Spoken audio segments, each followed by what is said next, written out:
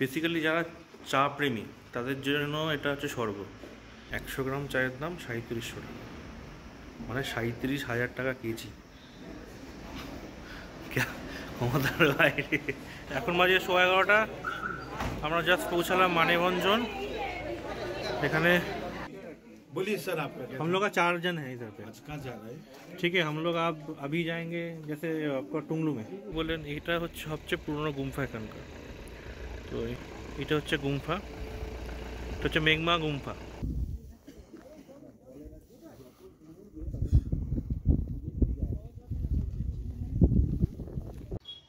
শুভ সকাল।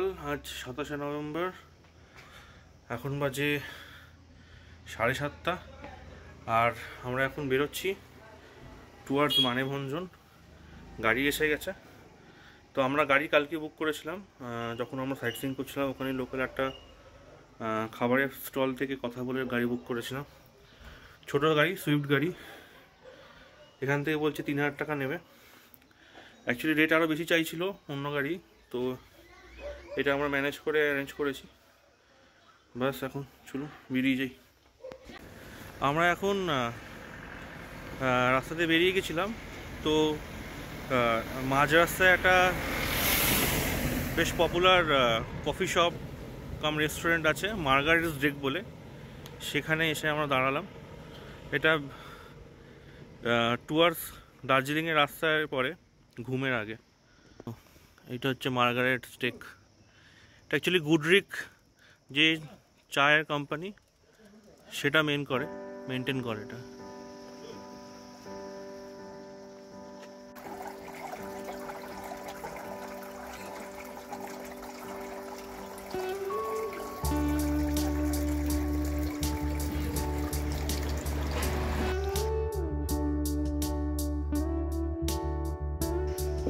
ভুলে গেছে?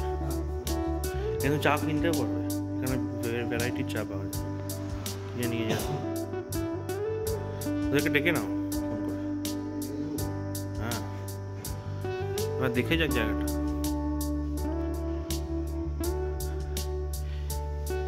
বেসিক্যালি যারা চা প্রেমী তাদের জন্য এটা হচ্ছে স্বর্গ। এখানে ভ্যারাইটিস টি চা অ্যাভেলেবেল। এখানে যেরকম স্যাম্পলিং করা আছে, লাইট শেড থেকে ডার্কার শেডে, দেখতে পাচ্ছ?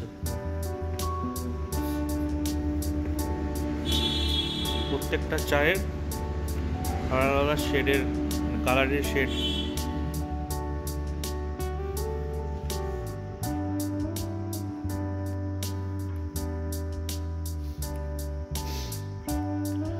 এখান থেকে আপনারা চাও কিনতে পারবেন। এদের বিভিন্ন রকম অপশান আছে, প্যাকেজিং সিস্টেম আছে, সেখানে আপনারা চা কিনতে পারবেন। চা পাতাগুলো এখানে দেখছিলাম, ভ্যারাইটিস চা এখানে অ্যাভেলেবেল আছে, যেটা আপনার জেনারেল দার্জিলিং টি বা আসাম টি, যেটা লিকার চা বলি আমরা। দুধ চা আলাদা আছে, লিকার চা আলাদা আছে। তবে রেটটা আপনাদের দেখাচ্ছি। এটা হচ্ছে রেড চাট।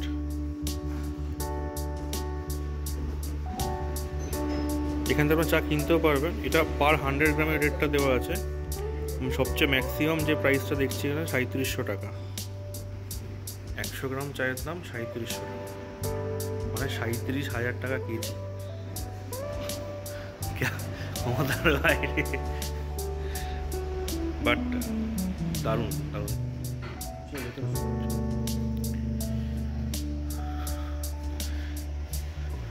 এবার কিছু চাটা খাওয়া যাক।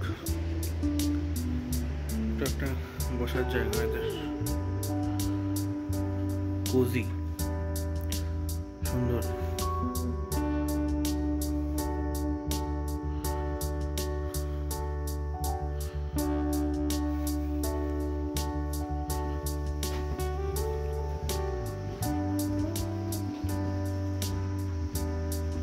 দারুণ দারুণ।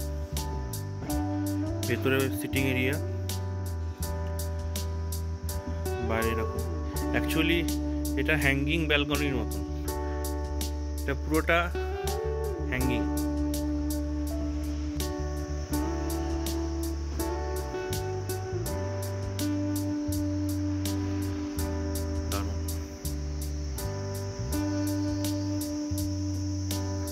নিচে হচ্ছে এদেরই টি গার্ডেন, মার্গারেটস হোপ।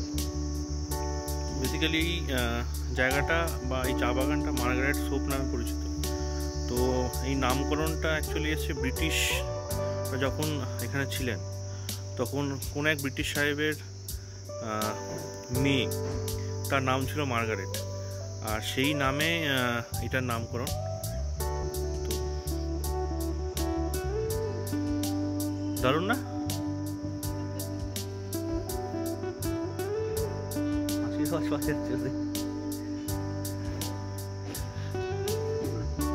এখানে বাইরে বসারও জায়গা আছে, সুন্দর। জাস্ট আমার মনে হয় ওপেন হয়েছে।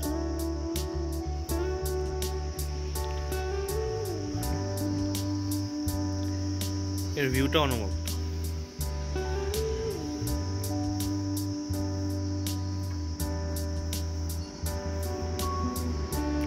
रेड चार्ट करा আছে।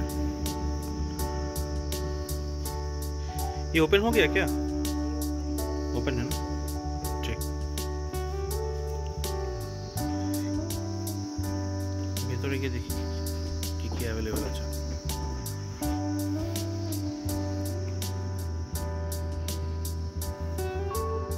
সবাই খুলেছে, খালি এখন। বলছে কারা ওপেন আছে, তবে মনে হয় সময় লাগবে চাটা রেডি করতে বা কোনো খাবার যদি খাই।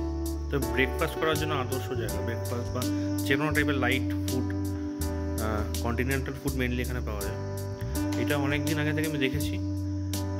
প্রথমে এই রেস্টুরেন্টের উল্লেখ আমি পেয়েছিলাম, বাংলা একটা সিনেমা এসেছিলো, সেই সিনেমাটার একটা শট এখানে নেওয়া হয়েছিল। তো সেই সিনেমাটার শটটা এত ভালো লেগেছিলো, মানে জায়গাটা এত ভালো লেগেছিলো, তো আমি একটু রিসার্চ করি যে কোন জায়গায় করা হয়েছিল। তারপর এটা জানতে পারি এই মার্গারেটস ডেক। তো তখন থেকে আসার ইচ্ছা ছিল, আজকে আসলাম। বেশ ভালো লাগছে, দেখছি এখানে কিছু অ্যাভেলেবেল থাকে, কিছু তাড়াতাড়ি পাওয়া যায়, তাহলে আমরা খাবো। চলুন এই মার্গারেটস ডেক ক্যাফে নিয়ে আপনাদের আরও কিছু তথ্য দেওয়া যাক। এই ক্যাফেটি কার্শিয়াং থেকে দার্জিলিংয়ের ঘুম যাওয়ার পথে হিলকার্ট রোডের ওপরে পড়বে। এই ক্যাফে সকাল 9টা থেকে সন্ধ্যে 7টা পর্যন্ত আপনারা খোলা পাবেন।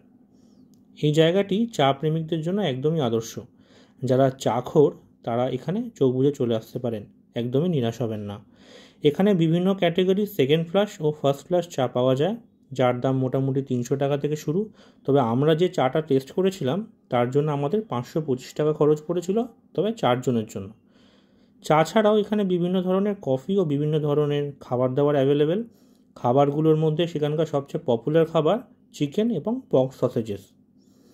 এখানে খরচ একটু বেশির দিকে হলেও খাবারের গুণমান সম্বন্ধে কোনো কথা বলার নেই, খুবই উচ্চমানের। আগামী দিনে আপনারা যারা কার্শিয়াং বা দার্জিলিং ঘুরতে আসার প্ল্যান করছেন, তারা একটু সময় বের করে এই ক্যাফেতে অবশ্যই আসতে পারেন।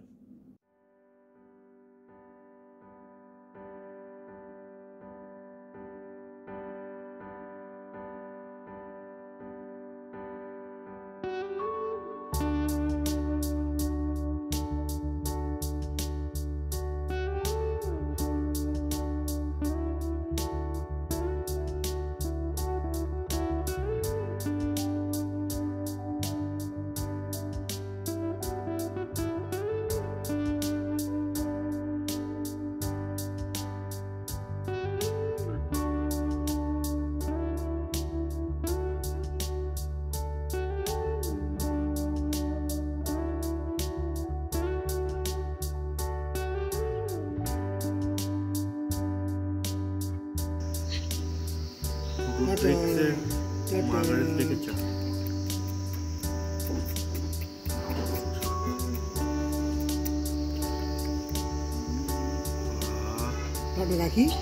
ভালো চাটা।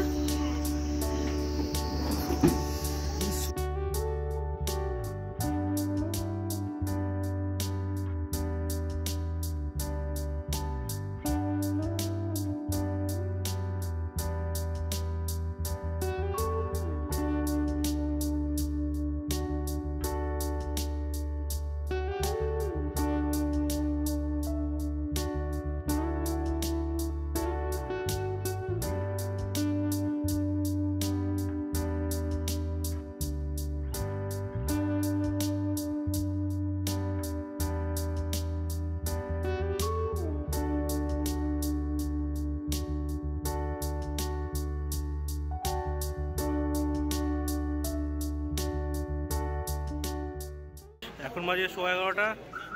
আমরা জাস্ট পৌঁছালাম মানেভঞ্জন। এখানে সমস্ত গাড়ি অ্যাভেলেবেল, ল্যান্ড রোভার, বোলেরো।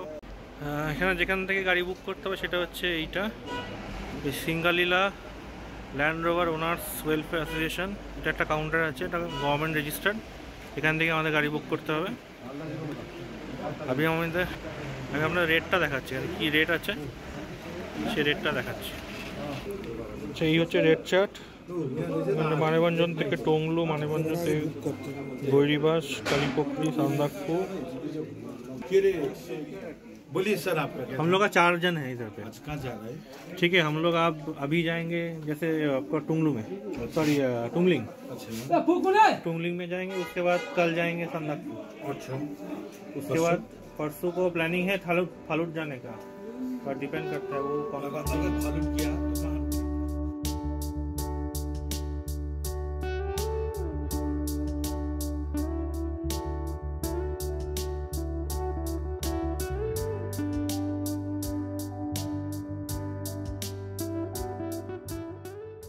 গাড়ি বুক হয়ে গেছে, বোলেরোই নিলাম। অ্যাকচুয়ালি আমাদের প্রথমে প্ল্যান ছিল আজকে এখান থেকে যাব টুমলিংয়ে আজকে থেকে, এখান থেকে তারপরের দিন সান্দাকফু, পরশু দিন সান্দাকফু, দেন তারপরের দিন ফালুট গিয়ে আবার ব্যাক টু সান্দাকফু। কিন্তু যেটা আমি এখানে এসে জানতে পারলাম, সান্দাকফু থেকে ফালুট যেতে গেলে একটা সিস্টেম আছে, আবার সান্দাকফু থেকে ফালুটের আগে যেটা এরা বললেন থাকুম বলে যে জায়গাটা, সেখানের জন্য আলাদা এখান থেকে করে যেতে হবে। বাট এবার সান্দাকফু থেকে যদি ফালুট অঙ্গে করতে হয়, তার জন্য এখান থেকে ল্যান্ড রোভারই নিতে হবে প্রথম থেকে বলে। যদিও 2-1টা বোলেরো যায়, কিন্তু এখন অ্যাভেলেবেল নেই। তাই এখান থেকে আমাকে ফালুট যেতে গেলে ল্যান্ড রোভারে যেতে হবে। আর সবার সাথে কথা বলে যেটা ডিসাইড করলাম যে ল্যান্ড রোভারে যাবো না, কিন্তু ল্যান্ড রোভারে জার্নিটা খুব একটা কমফোর্টেবল হয় না, যেহেতু রাস্তা খুবই বাজে। তো আমরা ডিসাইড করেছি আমরা বোলেরোতেই যাব। বোলেরোতে আমরা টিল থাকুম পর্যন্ত যাচ্ছি। আমাদের টোটাল পড়ছে 3 রাত্রির জন্য, 1 রাত্রি টুংলিং, 2 রাত্রি সান্দাকফু। টোটাল আমাদের 4 জনের পড়ছে একটা বোলেরো গাড়ি 11,500। এটা যদি আমরা সান্দাকফু থেকে ফালুট করতাম, টোটাল পড়ছে 13,500। তো মেন আমরা ডিসাইড করলাম ওটাই করবো। তো এখানে সবাই একটু রিফ্রেশ নেওয়ার জন্য হোটেলে কিছু চা কফি খেয়ে একটু ওয়াশরুম ইউজ করে দেন, আমরা উইল মুভ অন। আমরা এই জাস্ট মানেভঞ্জন থেকে বেরোচ্ছি। আচ্ছা, এখানে 2-3টে পয়েন্ট বলে রাখার দরকার। একটা হচ্ছে মানেভঞ্জন থেকে তো আমরা গাড়ি বুক করেছি এখান থেকে বোলেরো, সান্দাকফু আর থাকুমের জন্য। এবার এখানে গাড়ি বুকিং ছাড়াও আরেকটা ইম্পর্টেন্ট কাজ হচ্ছে যে এখানে পারমিট করাতে হয়। তো পারমিটের জন্য আপনার 1 কপি আধার লাগবে। তো এখানে আধারের জেরক্স কপি জমা দিতে হয়, আর পারমিট যেখান থেকে হবে সেখানে অরিজিনাল আধার কার্ড দেখাতে হয়। তো এখানে পারমিট করাতে যে খরচাটা লাগে সেটা হচ্ছে এখন 200 টাকা per head per day for Sandakphu, আর টুমলিংয়ের জন্য 20 টাকা করে পার ডে পার হেড। তো আমরা যেহেতু টুমলিংয়ে একদিন থাকছি, আজকের দিনটা, তো আমাদের 20 টাকা লেগেছে এক একজনের। আর সান্দাকফুর জন্য 200 টাকা পার হেড পার ডে। আমরা 2 দিন থাকছি সান্দাকফুতে, তো আমাদের 4 জনের টোটাল লাগলো 1600 টাকা। আর গাড়ির জন্য সেপারেটলি 480 টাকা, টোটাল 2080 টাকা। আর ওর জন্য টুমলিংয়ের জন্য 80 টাকা। তো টোটাল আমাদের পড়ে গেল 2080 প্লাস 80, 2160 টাকা পারমিটের জন্য। তো আপনারা যারা যাচ্ছেন বা যারা প্ল্যান করছেন, তো এইটা একদম মাথায় রাখবেন। আর এখানে ক্যাশ নাই, এখানে অনলাইন পেমেন্টের কোনো অপশান নেই। তো এখানে আসতে গেলে আপনাদের ক্যাশ ইন হ্যান্ড নিয়ে আসতে হবে বেশ কিছুটা। তো এই কিছু পয়েন্ট, ইম্পর্টেন্ট পয়েন্টগুলো বলা হচ্ছিল। আর যাত্রা শুরু হচ্ছে, দেখা যাক। রাস্তা শুনেছি খুব একটা ভালো না, দেখি কী অবস্থা। মানেভঞ্জন থেকে টুমলিংয়ের পথে এখানে একটা মনেস্ট্রি পড়ে, এই জায়গাটার নাম হচ্ছে চিত্রে। এটা মানেভঞ্জন থেকে 2 কিলোমিটার। তো আমরা এখন এখানে এসেছি এই মনেস্ট্রি দেখার জন্য। এখানে এই মনেস্ট্রিটা আছে, খুব সুন্দর।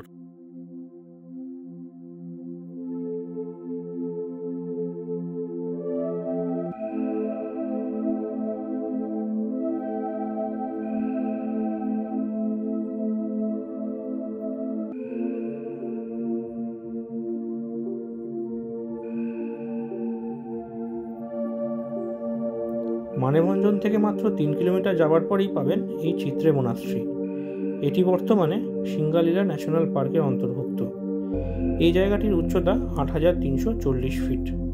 এই মনাস্ট্রিটা 1850 সালে শক্য সেরাব গ্যাৎসো নামক একজন মঙ্গোলিয়ান জ্যোতিষবিদ বানিয়েছিলেন। উনি 1905 সাল পর্যন্ত এটির তত্ত্বাবধানেও নিযুক্ত ছিলেন।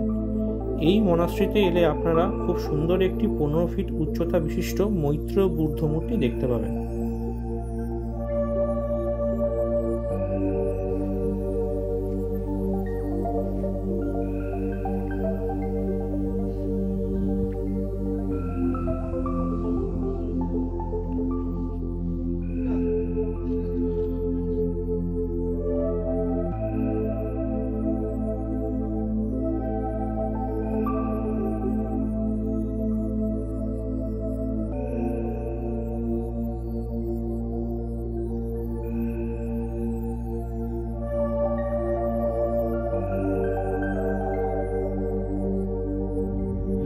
এটা অ্যাকচুয়ালি নেপালের মধ্যে আছে।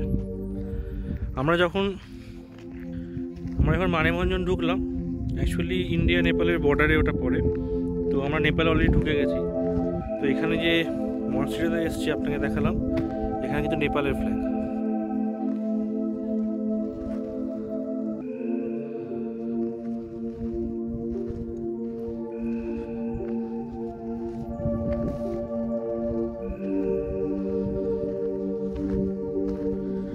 আর সামনে হচ্ছে মনাস্ট্রির গেট।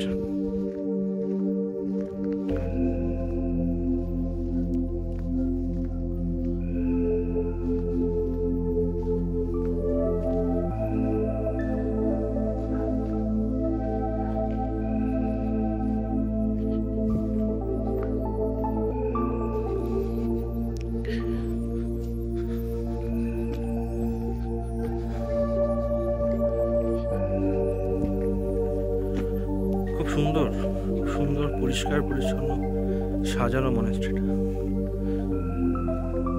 তো আপনারা যখন মানেভঞ্জন থেকে যাবেন টুমলিংয়ের দিকে বা সান্দাকফুর দিকে, তখন ডেফিনেটলি ভিজিট করবেন। এটা হচ্ছে অ্যাকচুয়ালি মনাস্ট্রিটা, মনে হচ্ছে বন্ধ।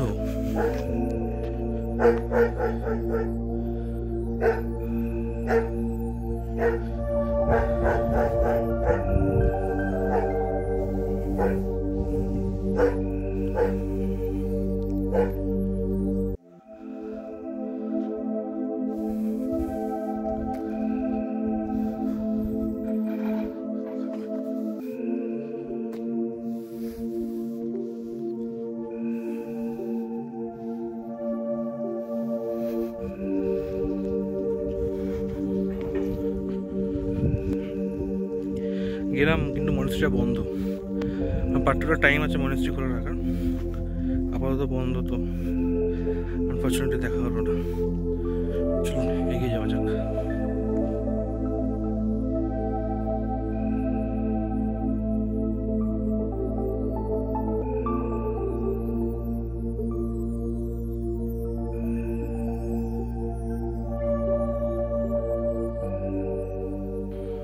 আমরা এখন মেঘমা বলে একটা জায়গা আছে টুয়ার্ডস টুমলিংয়ের আগে, টোংডুরও আগে। তো এখানে একটা গুম্ফা আছে। তো যিনি আমাদের ড্রাইভার উনি বললেন এটা হচ্ছে সবচেয়ে পুরনো গুম্ফা এখানকার। তো এটা হচ্ছে গুম্ফা, এটা হচ্ছে মেঘমা গুম্ফা, ওল্ডেস্ট গুম্ফা এই এরিয়াতে।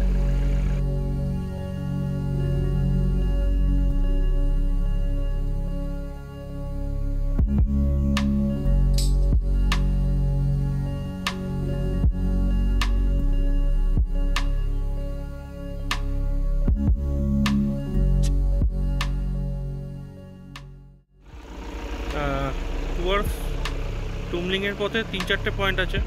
একটা হচ্ছে চিত্রে, যেখানে আমরা দাঁড়িয়েছিলাম, চিত্রেতে একটা গুম্ফা ছিল। আর সেকেন্ড এই পয়েন্টটা, এই মেঘমা গুম্ফা।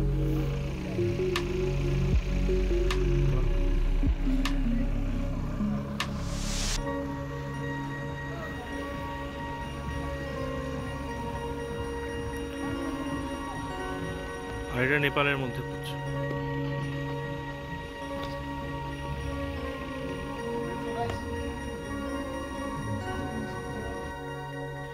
আমরা এখন এসে পৌঁছেছি টংলু। টংলু এর হাইট 3070 মিটার টুয়ার্ডস টুমলিং।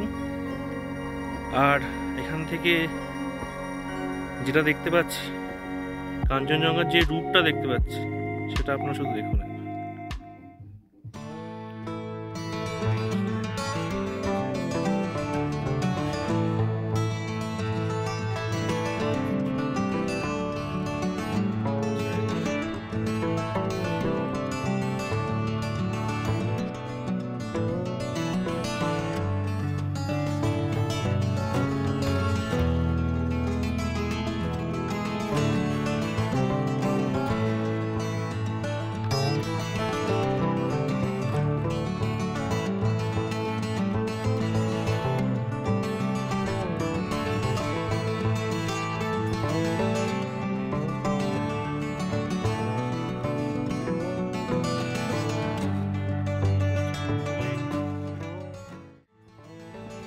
এই লেকের একটা স্পেশালিটি হচ্ছে, এই লেকের ওপর কাঞ্চনজঙ্ঘা রিফ্লেকশন করে, সেটা আমি দেখার চেষ্টা করব।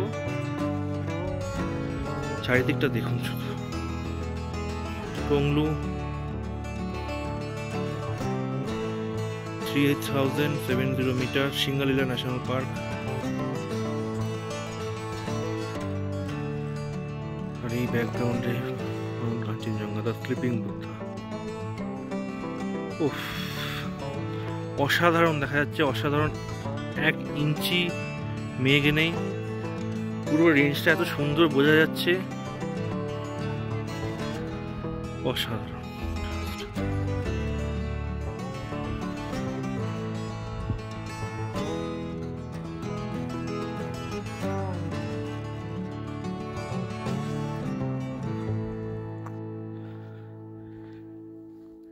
এখন টংলুতে যে লেকটা বলছিলাম, টংলু লেক। টংলু লেক থেকে এত সুন্দর একটা রিফ্লেকশন আসছে, আপনারা জাস্ট দেখুন। আমার চোখে তো সকলই শোভন, সকলই নবীন, সকলই বিমল, সুনীল আকাশ, শ্যামল কানন, বিশদ জোছনা, কুসুম কোমল, সকলই আমারই মতো। তারা কেবলই হাসে, কেবলই গায়, হাসিয়া খেলিয়া মরিতে চায়। না জানে বেদন, না জানে রোদন, না জানে সাধের যাতনা যত।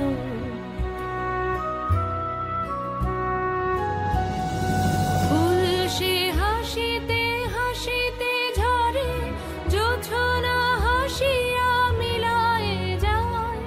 হাসিতে হাসিতে আলোক সাগরে, আকাশের তারাতে আগে গায়। আমার মতন সুখী কে আছে, আয় সখী আয় আমার কাছে, সুখী হৃদয়। এই জাস্ট পৌঁছালাম টুমলিং। টুমলিংয়ে এসে জাস্ট হোটেলে চেক ইন করলাম। এই হচ্ছে হোটেল সৎকার লজ, কন্ট্যাক্ট নাম্বার লেখা আছে অলরেডি। আর আমাদের রুম দিয়েছে এই সামনের এই রুমটা। আমরা যেহেতু 4 জন, 2টো রুম চেয়েছিলাম, তো ওরা স্পেসিফিক্যালি আমাদের রিকোয়েস্ট রাখার জন্য আমাদের 2টো রুম দিয়েছে। ওর মধ্যে একটা 6 বেডেড রুম আর একটা 4 বেডেড রুম। এই হচ্ছে আমাদের।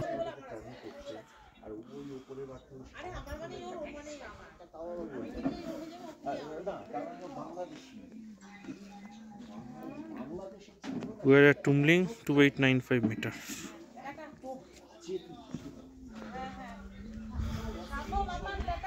এই হচ্ছে আমাদের গাড়ি বাইরে রাখা।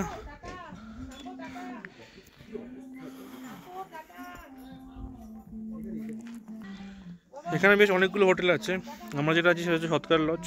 এটা ছাড়াও আছে সিদ্ধার্থ লজ, যেটা সামনের দিকে। নিচের দিকেও একটা হোটেল আছে।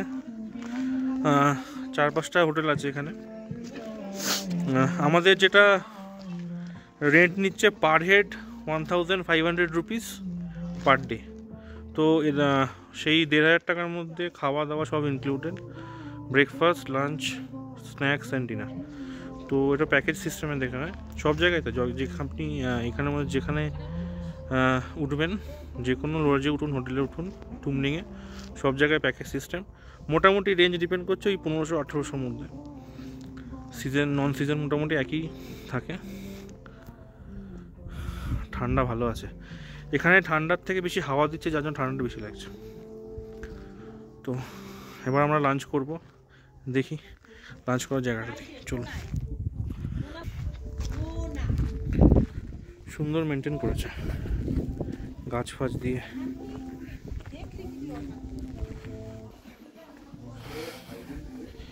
এখানে সোজা গেলে এখানে হচ্ছে খাবার জায়গাতে। खाली है आप? कितने बजे? कल बताते हैं आपको।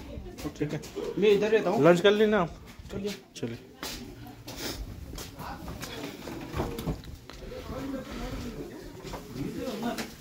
এখানে হচ্ছে লাঞ্চ করার জায়গা। দুটো জায়গা আছে।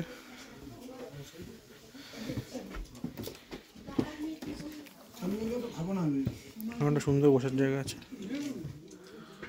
উপর থেকে ন্যাচারাল লাইট ঢুকছে।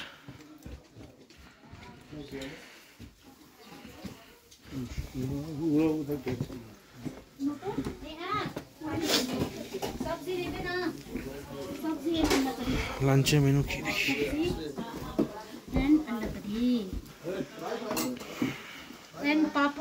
রাইস, ডাল, सब्जी और अंडा करी एंड पापड़ एंड सलाद, চাটনি, সাথে ঘিও আছে। জমে যাবে, হাত ফাট জমে গেছে। আর শরীরটাকে খেয়ে একটু গরম করতে হবে। চলুন খেয়ে। খাবার নিয়ে নিয়েছি। এই হচ্ছে খাবার মেনু। গরম গরম ভাত, ঘি, আলু ভাজা, পাঁপড় ভাজা, আলু ফুলকপির তরকারি, ডাল আছে, ডিমের ঝোল। ডিমের ঝোলটা পরে নিচ্ছি।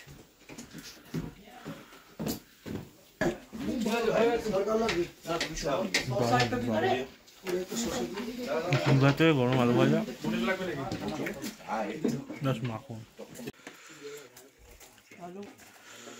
কেমন লাগছে? দারুণ দারুণ।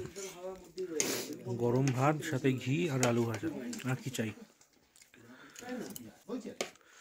সাথে ডিমের ঝোল, আর লাস্টে হচ্ছে তেঁতুলের চাটনি।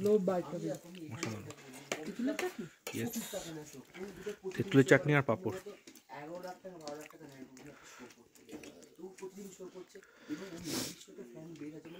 আন্ডা কারি, মনটা জুড়িয়ে গেল। জাস্ট লাঞ্চ করে উঠলাম। লাঞ্চ করে উঠে একটুখানি হাঁটতে বেরোলাম আমরা। প্রচণ্ড হাওয়া বাইরে, হাত ফাত পুরো জমে যাচ্ছে।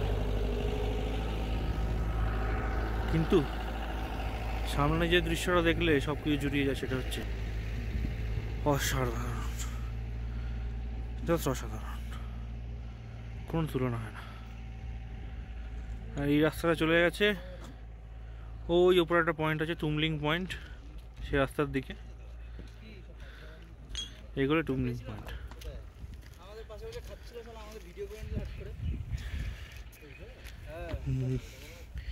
এই হচ্ছে টুমলিং, 2970 মিটার হাইট।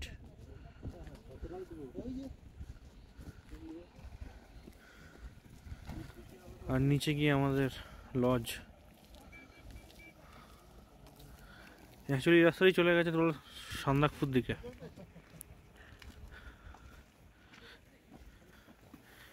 একটু ব্রিদিং প্রবলেম হচ্ছে, মানে একদমই হচ্ছে আর বলাটা ভুল, একটুখানি অক্সিজেনের অভাব আছে, যেহেতু এখানে গাছগাছালি কম, অক্সিজেনের অভাবটা একটু আছে। তো আস্তে আস্তে করে উঠতে হবে আমাদের, দেখি কতটা ওঠা যায়।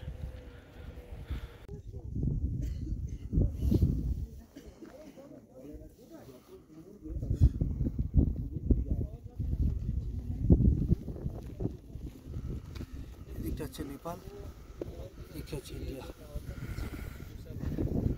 নেপালের রাস্তা, ওটা নেপালের রাস্তা তো সান্দাকফু, এটা ইন্ডিয়ার রাস্তা তো সান্দাকফু।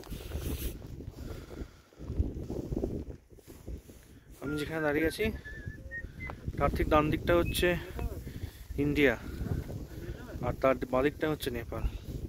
এই রাস্তা যেটা গেছে সান্দাকফুর দিকে, এটা হচ্ছে বর্ডার, যেটা ইন্ডিয়া নেপালকে ডিভাইড করছে। এই দিকটা হচ্ছে নেপাল, এই দিকটা ইন্ডিয়া।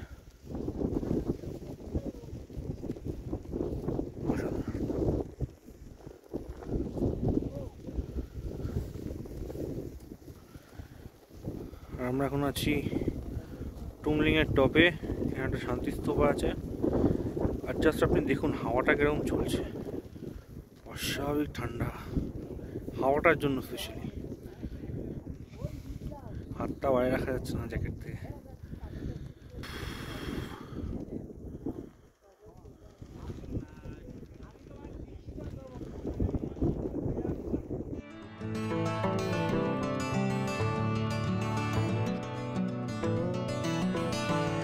আমরা পরের দিন টুমলিং পয়েন্ট থেকে সকালের সানরাইজ দেখব বলে সেদিন রাতে ডিনার তাড়াতাড়ি শুয়ে পড়েছিলাম। সানরাইজ দেখে তারপরে ব্রেকফাস্ট সেরে আমরা বেরিয়ে পড়েছিলাম সান্দাকফুর উদ্দেশ্যে, আর তাই নিয়ে ভিডিও থাকবে পরের পর্বে। সান্দাকফুরে গিয়ে আপনাদের দেখাবো কাঞ্চনজঙ্ঘা আর মাউন্ট এভারেস্টের অভূতপূর্ব ও ঐশ্বরিক দৃশ্য। আপনারা সবাই সাথে থাকুন, দেখতে থাকুন। ভিডিওটি ভালো লাগলে অবশ্যই লাইক করতে ভুলবেন না, আর সাথে সাথে চ্যানেলটিও সাবস্ক্রাইব করবেন। তাহলে দেখা হচ্ছে আপনার সাথে পরের পর্বে।